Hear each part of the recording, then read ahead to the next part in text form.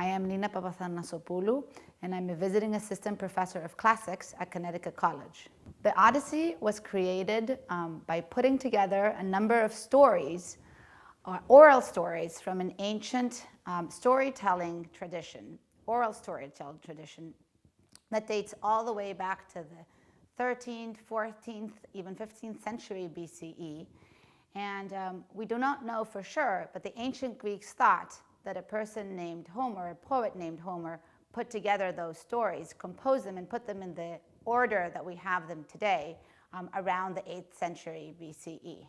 The Odyssey speaks to many people today because it's all about human relationships. It's about the relationships between children and their parents, specifically Telemachus, the son, and his father Odysseus, Telemachus, the son, and his mother Penelope.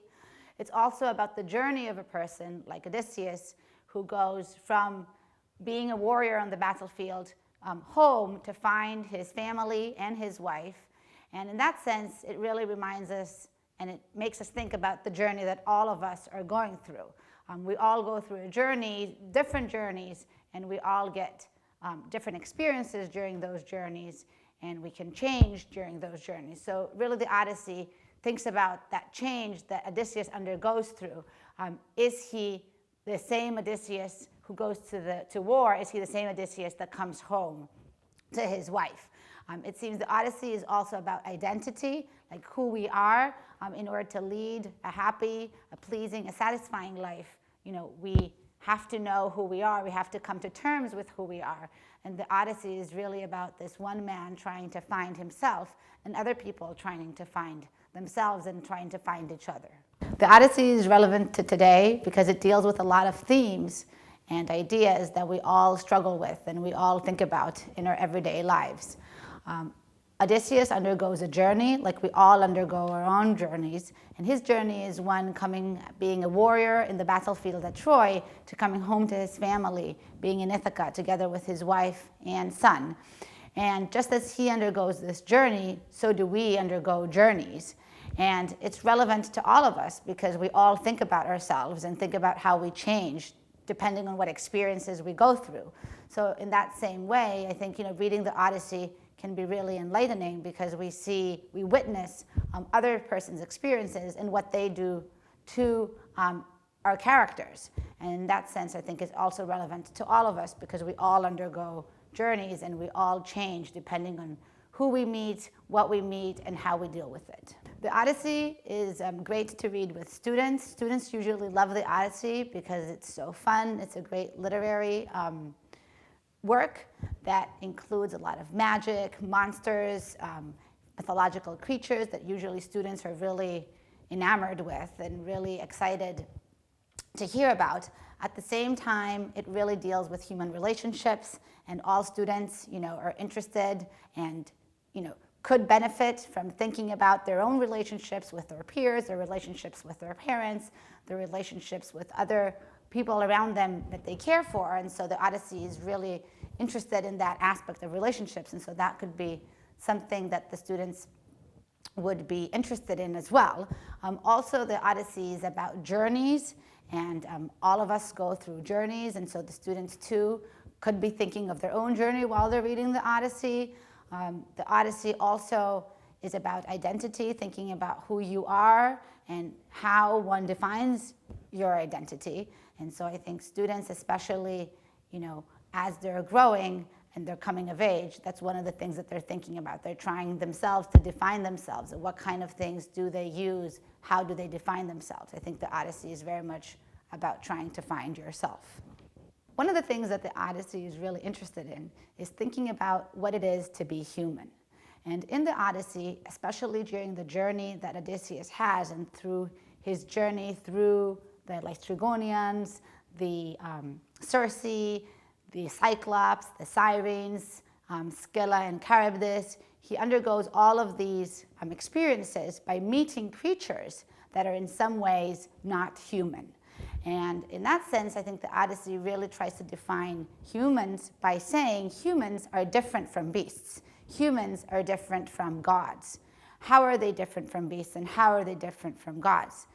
Humans are really defined by what they eat and their food, and they don't eat other people, just like the Cyclops eats other people, so he's not human because he eats other people. Humans are also not gods, because gods only eat ambrosia and drink nectar, but humans actually need more than that to survive. So in some ways, humans are really defined by thinking about what they're not, by thinking about how they're not beasts and how they're not gods. And what makes them human is that separation from those other distinct orders.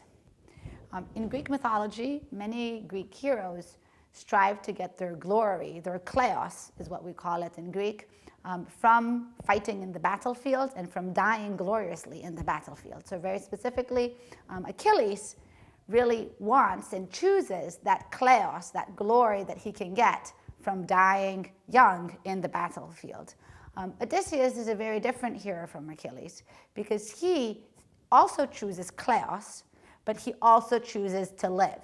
So Odysseus values kleos just like Achilles does, but he also values survival. So he's able to get the glory, but also at the same time survive and return home.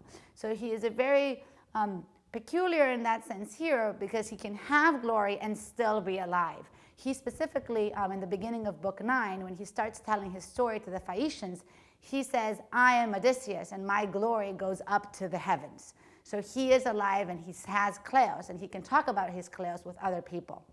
Other heroes, when they get their kleos, they get it, but they're already dead. So he's different because he has glory and he is also there, alive, to witness it.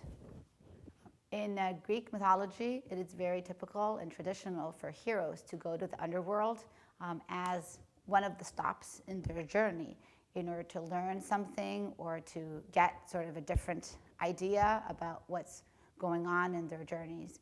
And Odysseus also goes to the underworld, and he goes there to meet Tiresias so he can find out more about his journey back home. His journey is really important because when he goes down there, he meets a number of people. He meets all these characters from the Iliad, and so that's a good way to compare himself with those characters of the Iliad. As I mentioned before, Odysseus is going back home, and so to go back home, he has to in some ways leave aside his Iliadic character, his character as a warrior at Troy, in order to be able to go home to his family. And so in that sense, going to the underworld really makes him different from those characters that fight in the battlefield at Troy. On the other hand, he meets there his mother, and so he learns about the situation in Ithaca, and he learns that all these suitors are pursuing Penelope, and so that will get him ready to prepare him for what it is to find out when he goes home. And then he also meets Tiresias the seer, who tells him again how he can reach an end to his journey. And it's interesting that he tells him that his end of his journey will be when he reaches this place that we think is going to be so far away from the sea that he's actually, the people that he's going to meet there are not even going to know what an oar is. And so he will reach the end of the journey when he reaches so far into mainland that he will have sort of forgotten all of those journeys at sea. Odysseus is well known for being Politropos. This is a Greek word that means that he has many ways, Politropos, and he has many ways of doing things. So Odysseus is very resourceful. One of the qualities that he has that really makes him stand out from any other hero is that he can always find the right thing to do at the right time. And Odysseus seems to have that quality most than any other hero. So he knows how to behave in the battlefield, he knows how to behave at Circe's palace, he knows how to behave when he goes home and he finds the suitors. So it's that resourcefulness that really makes Odysseus stand out. The fact that he is Politropos, the fact that he has all these many ways to do things. When I think of the Odyssey, I think of the Greek word nostos, meaning coming home, because the Odyssey is really about Odysseus' journey returning home. I also think of the word kleos, because it's all about the kleos, the glory that Odysseus gets from the battlefield, but also from his journey coming home. I also think of family. The Odyssey is really about Odysseus finding his family and rejoining with his family. I think of reunion and separation, because Odysseus is separated from his family and then reunites with them. I also think about journeys, because it's really about the journey of Odysseus coming home from the warrior at Troy to his home in Ithaca.